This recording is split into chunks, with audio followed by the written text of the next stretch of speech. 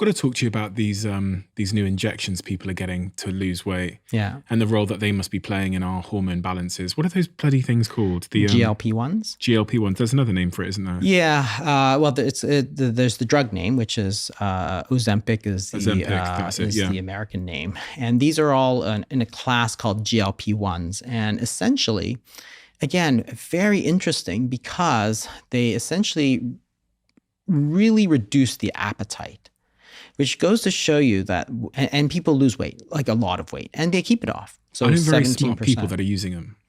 And yeah.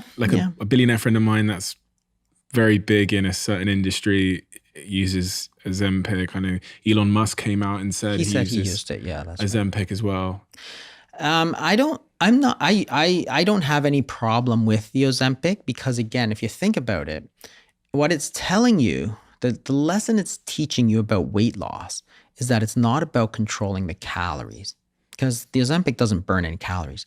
It's about controlling your hunger. It's about that one level deeper. Why are you taking so many calories? So if you simply reduce the hunger, you're going to naturally eat fewer calories, which is going to cause weight loss. And that's what this Ozempic does. It really reduces your appetite to very low levels. How? It's this hormone called GLP-1, which is a natural sort of hormone. It's released mostly in the intestines, in the distal intestine and the small intestine. And in response to certain foods, it goes up, right? So when you eat, the body has a homeostatic mechanism. So again, remember, people think that we're just eating machines. We eat until, we explode sort of thing. But that's not true. When you eat, you actually activate the GLP-1 along with other hormones. There's multiple hormonal systems. The GLP-1 is the one we're interested in. You activate GLP-1, which then sets into motion the instructions for you to stop eating, right? So the act of eating sort of sets in motion that whole feedback loop to stop, right? So this is homeostasis, which is trying to keep things at a proper level. Does that mean if you eat slower, you'll eat less? There's probably not. Give it more time to come out. Yeah, probably it's true. Although it's probably mostly true that if you eat really, really fast, that you don't have enough time for this sort of homeostatic mechanisms to kick in. So you don't have enough time to stop eating. But the GLP-1s then go to the brain. So they do certain things. They help with digestion. So they increase insulin response. And then they go to the brain. It crosses the blood-brain barrier. So the GLP-1s gets released by the act of eating, goes into the brain, crosses and is active in the sort of midbrain area that tells your body to stop eating. What these GLP-1s do, of course, is that it gives you the hormone that tells you to stop eating, even though you haven't eaten. It's sort of, that's the way the drug works. So then what people tell you is that, they're just not hungry. And if they're not hungry, then they don't eat. And when they don't eat, of course, insulin falls and you start to burn calories and lose weight. But it wasn't about controlling the calories. It was about controlling the hunger. That was the important part of it. It's the hormones, right? Every successful drug to gain or lose weight, right, is a hormone. It's a hormone base because that's instructions to the body. Food is energy and food is instructions. You change the instructions and you change the hormone. We'll look at this through an evolutionary lens and say, we just didn't have this much food. So it's the abundance and ease of access to food. It's the fridges that we now have. It's we never had fridges in our home. So people point at it and go, well, that's why people are gaining weight. And, we're suffering with obesity at epidemic levels. It's just because there's more supply. And the brain is taking advantage of it because once upon a time, if we didn't eat that jam and toast, then we would have, maybe not have been able to find food for another 2 weeks or something. Yeah, I don't think that's the whole story because if you think about it, and people, again, make that assumption that we don't have any control over our body fatness, right? So they say, well, it's available, so you're going to take it, right? In fact, that's not true because we actually have a number of different hormones that tell us to stop eating, okay? So if you eat, you cannot simply keep eating and eating and eating, right? If you go to an all-you-can-eat buffet, at some point, you have to stop because you're full. right? So there are systems, very powerful systems within our body that tell us to stop eating. So you eat food. There are stomach stretch receptors, for example. So as your stomach stretches out, it sends a signal to your brain and says, stop eating.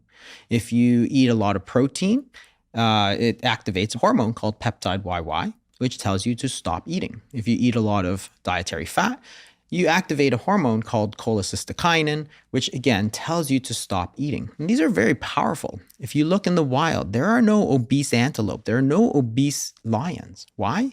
Because how much body fat you carry is actually very important. If you are obese as an antelope, you're going to get eaten. If you are an obese lion, you're not going to catch any food. So therefore, it's going to correct itself. So if I overeat now, my body will basically overcompensate by burning off the extra calories. Absolutely. So if you eat a huge meal, right? You go to a big wedding or something like that, you eat a huge meal. The next day, you're probably not that hungry. If you eat a giant steak, so you're activating all these satiety hormones, peptide YY, cholecystokinin, you're eating all this food. Well, you may not be hungry for the next day. So that means that my body has some kind of baseline weight. Yeah, it will know whether you should eat more or less. So there's this concept called the sort of body set weight, which is a sort of thermometer. That is, your body sets a weight that you should be at. And if you go above that weight, or if you eat too much, it will activate hormonal systems to bring it back down. If you don't eat enough, it will also activate hormonal systems to bring it up. So it's like a thermostat that you have in your room. For example, you set the room temperature. If it's too hot, the room activates the air conditioning. If it's too cold, it activates the heat. Your body actually acts the same way. If you gain too much body fat, your fat cells, for example, will produce leptin, which is another hormone. The leptin tells your body to stop eating.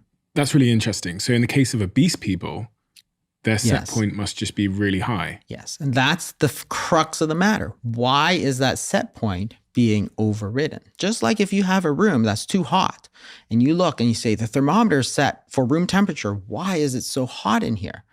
Then you can say, okay, well, what's the problem? And the problem is not, heat in versus heat out, right? That's a very simplistic way.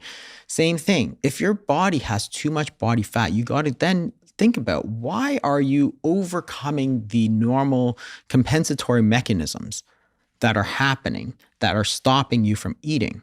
A lot of it relates to processing of foods, of course. So if you take out, so remember I talked about stretch receptors in the stomach, right? So you eat natural foods, there's a natural break. It stretches the stomach, you stop eating. Well, what's one way? Pull out all the fiber, process the foods, turn it into, say, a very fine dust. That means it's absorbed extremely quickly into the bloodstream. So that means that you've got pure carbohydrate, basically mainlining it into your IV, like an IV. Your glucose spikes way up, your insulin spikes way up. It's completely unnatural, right? If you eat pure carbohydrate instead of eating it with, proteins and fats, it's going to shoot way high. That's unnatural. And that's going to overcome the tendencies for you to stop eating. So, you've basically overcome that protective mechanism because you've ultra processed the carbohydrates. If you don't eat any protein, if you don't eat any fat, you're not activating peptide YY, which is the satiety hormone. You're not activating cholecystokinin. All of a sudden, you're eating, 500 calories of white bread, but you have zero satiety. Or if you drink a Coca-Cola or a soda, for example, I've always, thought about this. It's like, how can you take 1,000 calories, for example, in one of those giant sodas you get at the ball game or something, and don't feel full at all? Whereas if you took a steak that's 1,000 calories, you'd be like, I'm pretty full. I don't really feel like eating. You drink the soda, you're like, I really feel like eating some chips or popcorn or something. Why? Because it has zero satiety. Right? Interesting. So if I've got a baseball stadium, what I want to do is I want to make sure people get a soda, because then they'll also buy the chips. But if they just eat the chips, maybe they won't buy anything else. But the soda is going to increase my revenue Because it'll basically just pass right through them. It'll pass right through them. They're going to store all that energy as calories, but they're going to want more because you haven't made them full, right? So the whole point is that you have to think more than about the calories. There's more there than just the calorie story. There's this whole hormonal balance.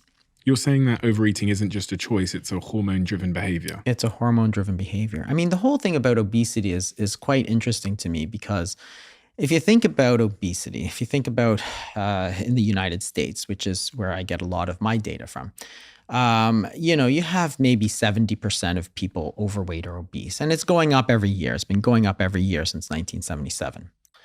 And if you think about that, it tells you that the problem is not willpower. The problem is not the people. The problem is the environment that they find themselves in, the food environment that they find themselves in.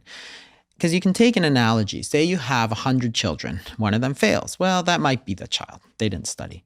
What if 70 of them fail? Would you say it's each and every one of them's fault? Or would you say it's more likely that it's the teacher's fault? I think it's more likely that it's the teacher's fault. So if we have 100 Americans and 70 of them are obese, the problem is likely not an individual willpower problem. The problem is likely that there's something wrong with the message we're giving people, the information we're giving people, and the food environment that we're finding ourselves in, which is dominated by this sort of calories in, calories out thinking. And what's really unfair, of course, is that we put the blame on the obesity or overweight on the individual. And we say, well, they let themselves go and they didn't watch themselves. They weren't careful. It's their fault. And that's the stigma that comes with this whole calories in, calories out thinking, because we say it's their fault because they could choose what they eat. It's like, yes, they could choose what they eat, but they didn't choose the food environment that is telling them to eat all this ultra-processed food, that is making all this ultra-processed food available to them, that is telling them that all this ultra-processed food is good for you. If you love the Diary of a CEO brand and you watch this channel, please do me a huge favor. Become part of the 15% of the viewers on this channel that have hit the subscribe button. It helps us tremendously, and the bigger the channel gets, the bigger the guests.